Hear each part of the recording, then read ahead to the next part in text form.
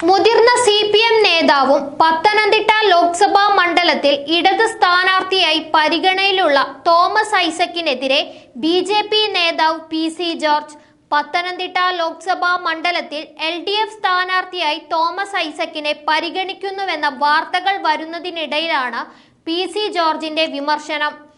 ഐസക് ധൈര്യമായിട്ട് ഇറങ്ങണം. കിഫ്ബി കച്ചവടം നടത്തി ഇവിടെ 4.5 ലക്ഷം കോടി രൂപ കടമുണ്ടാക്കി നടന്നവനാണ്.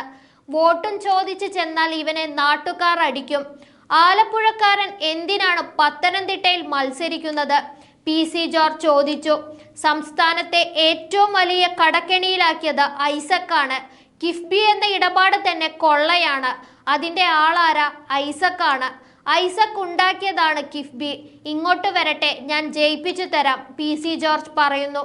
പത്തനംതിട്ടയിലെ സിറ്റിംഗ് MPയും കോൺഗ്രസ് നേതാവുമായ ആന്റോ ആന്റണിയെയും PC ജോർജ് വിമർശിച്ചു. സഹകരണ തട്ടിപ്പിന്റെ ആശാനാണ് ആന്റോ എന്നായിരുന്നു PCയുടെ ആരോപണം. പത്തനംതിട്ടയിൽ തന്നെ പരിഗണിക്കുന്നതായി BJP കേന്ദ്രം നേതൃത്വം അറിയിച്ചിട്ടുണ്ട്. അയ്യപ്പന്റെ മണ്ണാണ് പത്തനംതിട്ട. അവിടെ മത്സരിക്കുന്നതിൽ സന്തോഷമുണ്ടെന്നും മത്സരിച്ചാൽ ജയിച്ചെന്ന് കരുതിയാൽ മതിയെന്നും അതിൽ തർക്കമില്ലെന്നും PC ജോർജ് പറഞ്ഞു. SNDP യോഗം സെക്രട്ടറി വെള്ളാപ്പള്ളി നടേശനും PC പരിഹസിച്ചു. വെള്ളാപ്പള്ളിക്ക് തന്നോട് സ്നേഹം മാത്രമാണ്. തന്നെ ജയിപ്പിക്കാൻ വേണ്ടിയാണ് വെള്ളാപ്പള്ളി സംസാരിക്കുന്നത്.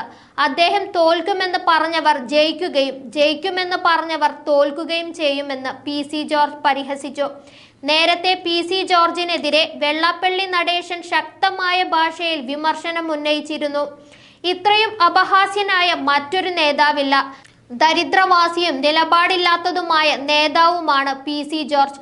ഉമ്മൻചാണ്ടിയെയും പിണറായിയെയും ചീത്ത വിളിച്ച ആളാണ് PC ജോർജ് എന്നും വെള്ളാപ്പള്ളി പറഞ്ഞിരുന്നു. പന്നനായ രാഷ്ട്രീയ നേതാവാണ് PC ജോർജ്. ഇപ്പോൾ ആർക്ക് വേണം PC ജോർജിനെ?